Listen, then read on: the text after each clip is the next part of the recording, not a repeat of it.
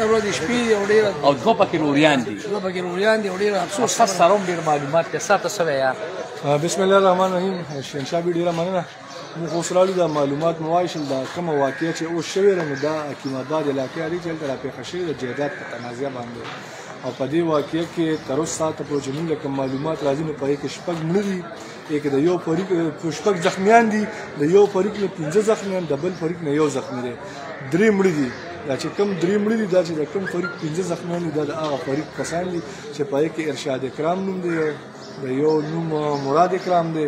او کوم کس چې د اف ای آر درج کړي د شهزاد اکرام نامه ده دریم پکې کوم نوم سره شهزاد اکرام نامه را ایمرجنسي وارډ کې پروت دی د هغه د خپل او هغه داوا پچا کې هغه زخمی هم ته هم چې داوا پچا کې دا خو چې اف ای آر درج شي هغه د حکیم آباد خانان نوم غوښته خانان یادي نوم ځکه موږ نشو ویلو پچا زمون کار پچا داوا نه را کار دی خو نوم موږ نالو په هغه داوي چې حکیم آباد خانان چې دغه چې هر څوک راځي ای باندې داوا کړي خو ډېر افسوسناک خبره ده او د روجې بختوره میاشته عبادتونو میاشته او جنگ جګړې ښه څیز نه دی جنگ جګړو نه پرهیز کول پکار دی دا نن چې افسوسناک واقعه او دا حقیقت خبره چې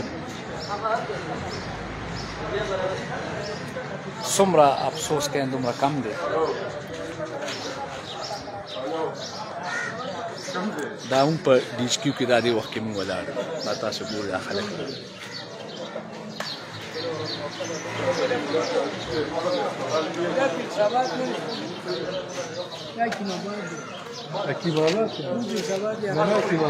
حکیم آباد دی دا پولیس ورسره دا څوک دی سوی دی دا مرده خانه ده خاټکه نو د هغې یو سره مزدوري کوله او وفات شوی درې کسه دي درې مړه دي زخمیان خو ګل ګل چېرته وي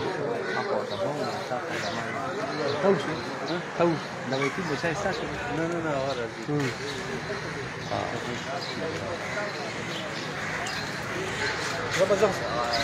زه هسپتال کې یم